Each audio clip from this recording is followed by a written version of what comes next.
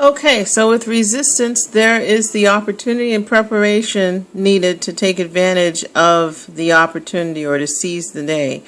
In this case, we look at Esther, and in the time when she was with Mordecai in the kingdom, with the king, it was said that if she remained silent, that there might be some deliverance for the Jews, but her family would suffer. So when you don't rise and do things and seize the day, and your timing could be off, and when your timing's off, then you can kind of do what it says in Proverbs chapter 10 and verse 11. Yet a little sleep and a little slumber, a little folding of the hand, and so shall your poverty come. So it is important to seize the opportunities as they come in preparation for what it is God wants you to do.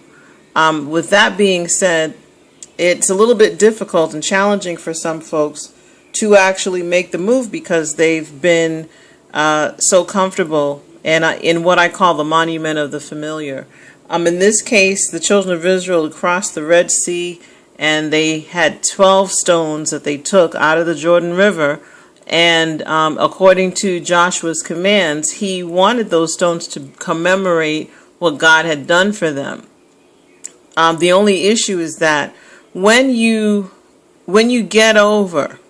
overcome your mountain, your battle, and you've taken some of the spoils, the idea is not to just sit and be comfortable in that place where you've won the battle, because then it could just become familiar. They had to stay on the move. And so this is, and as a result, this is how the people of Israel became a very powerful people, because they kept on the move. They didn't just become very familiar or stay in one place and just get comfortable. So there is a blessing associated with departure. In Genesis 12 verses 1 to 4, we see that Abraham was told to leave his country, and Lot also went with him. And when he had the faith to leave, the Lord said that he would make him a great nation. He would bless him, and anybody that would curse him, he would curse. He'd be a blessed person all throughout the earth. So in this particular case, leaving the familiar was exactly what Abraham needed to do in order to grow. Sometimes in some environments, you can be stifled by just staying in one spot and you don't grow. So it's important for you to just recognize that if there is resistance, the resistance is coming not for you to stay in the cocoon, but for you to move from the cocoon state onto something bigger and greater. Here's another example of an individual that left the familiar in order to receive a bigger blessing. This is Mephibosheth, and Mephibosheth was staying in a place that he really didn't need to be staying in, the house of Makar, down in Lodabar, and had maids and servants serving him. But when he got the call from the king, in this case it was King David, he decided to answer the call. So you can move from a period of isolation to a period of being completely disconnected. And as long as God is in it, you are still okay. In the case of Mephibosheth and also with David, there was isolation.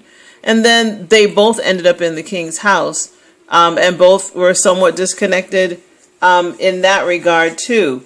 But David fetched Mephibosheth and pretty much said, you know, you're the son of Saul, and he's going to show him kindness because of Jonathan's sake. He was the grandson of Saul, the son of Jonathan.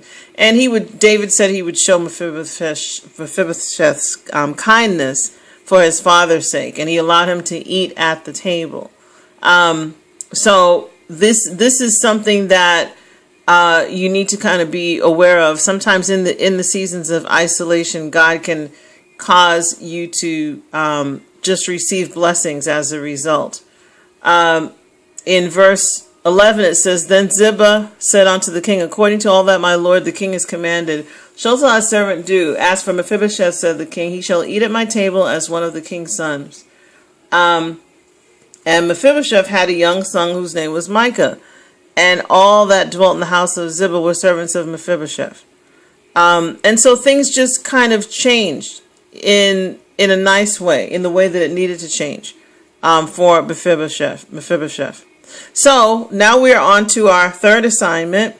And this assignment is to understand a move of God, a true move of God, and being able to recognize it. The move of God often comes with a move from what is comfortable and familiar to what is plain old strange. What are your initial views to this statement? Is this always the case? And aside from the example with Abraham below, what are the scriptures that you can find to substantiate your viewpoint? So this is another writing assignment that gets you to be able to recognize a true move of God. We don't want you to just find opportunities to just escape and be gone for no reason. We need you to understand what a true move of God consists of, and why the move, and what are the signs. And so that's what this assignment is about. I would love to hear your views and opinions. Thanks.